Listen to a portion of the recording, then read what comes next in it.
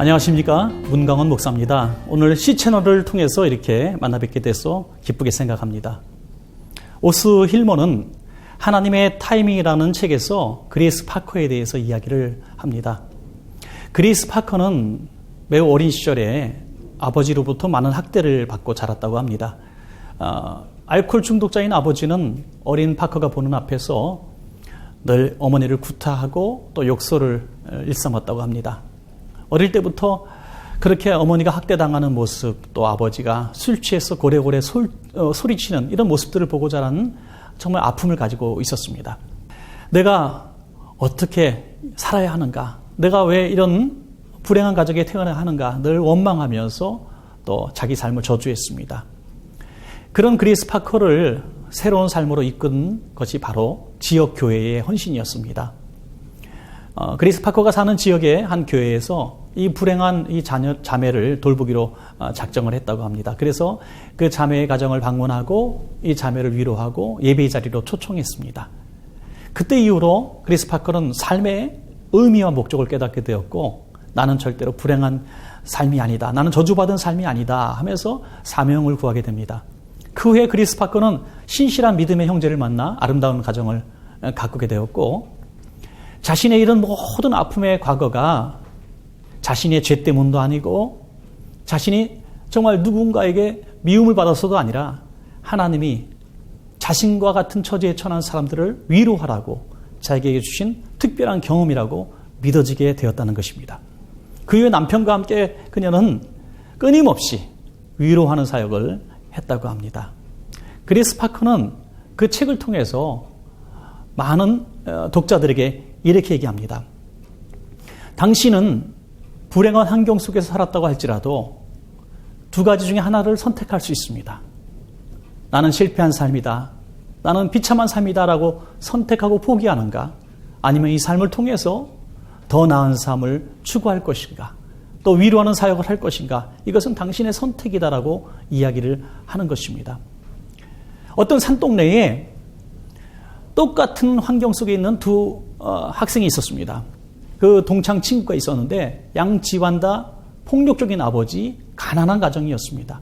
두 가정 다 매일같이 부모님이 다투는 가정이었고 집안 직교가 깨어지는 것을 보았습니다. 그런데 수십 년 후에 보니 그 한 집의 아이는 교도소에 들어가 있고 또 한 집의 아이는 너무나 잘 되어 있다는 것입니다. 이것을 발견하게 된 어떤 상담가가 이것을 조사하기로 했습니다. 그래서 먼저 교도소에 있는 아들을 찾아갔습니다. 당신은 정말 불행한 환경에서 자란 걸 내가 압니다. 그런 환경에서 살았던 당신이 지금은 감옥에 있습니다. 왜 그렇다고 생각하십니까? 라고 물어보니 감옥에 있는 그 친구는 묻고 있는 그 사람을 향해서 너무나 당당하게 이해합니다. 아니, 보면 모르겠어. 당연히 이럴 수밖에 없지 않소. 내가 무슨 희망이 있었고 내가 무슨 교육을 받았어. 난 이렇게 살 수밖에 없었어라고 이야기했습니다. 그래서 이번에는 성공적인 삶을 사는 사람을 찾아갔더니 그도 똑같은 대답을 하는 것입니다. 그렇게 될 수밖에 없지 않겠습니까? 저는 아버지가 어머니를 학대하는 모습, 너무나 소리 지르는 그 폭력적인 모습을 보며 자랐습니다. 저는 늘 하루에도 12번씩 결심했습니다. 아버지같이 살아서는 안 되겠다. 아버지가 너무 아파하기 때문에, 힘들어하기 때문에 그러는 거다. 내가 성공해서 아버지를 위로하고 어머니를 위로해야 되겠다. 이를 악물고 공부했다는 것입니다. 그렇기 때문에 오늘 이런 성공적인 삶을 살 수 있다고 이렇게 이 청년은 이야기를 한 것입니다. 우리의 모든 아픈 삶, 아픈 각오는 우리가 저주받아서가 아니라 꼭 죄의 값은 아닙니다. 어느 날 한 성도님이 저에게 찾아왔습니다. 너무나 힘든 삶, 꼬인 삶을 지금 살고 있었습니다. 살만 하면 또 어려운 일이 생기고 살만 하면 또 어려운 일이 생겨서 이제 너무나 지쳤습니다. 울면서 제 손을 붙들고 이렇게 묻더군요. 목사님, 제가 무슨 죄를 많이 져서 이렇게 삶이 꼬입니까? 제가 무슨 죄를 졌습니까? 제가 죄를 졌으면 좀 알려 주십시오. 너무나 안타까운 마음으로 울부짖는 모습을 보았습니다. 저는 그 손을 붙들고 이렇게 얘기했습니다. 이것은 성도님의 죄 때문이 아닙니다. 성도님이 감당할 시험까지만 하나님은 허락하시니 잘 극복할 수 있습니다. 그리고 그 아픔을 통해서 우리 성도님과 같은 아픔을 가진 사람을 위로하라고 하나님이 특별한 사명을 주신 것입니다.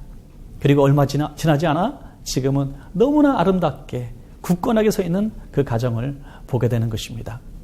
주님은 그래서 우리 모두에게 참된 위로자가 되는 줄로 저는 믿습니다. 주님은 모든 아픔을 다 겪으셨습니다. 버림받은 아픔, 십자가의 고난의 아픔, 배신의 아픔, 가난의 아픔, 모든 고통을 겪으셨습니다. 그래서 우리는 어떠한 상처와 아픔이 있다 할지라도 우리 주님께 그 아픔을 가지고 나아간다면 주님께서 우리를 안아주시고 치료해 주실 것입니다. 저와 여러분 모두가 주님을 닮아서 우리의 상한 마음, 아픔을 가지고 상한 자들, 아픈 자들을 위로하는 위로자로 사시기를 주의 이름으로 축복합니다.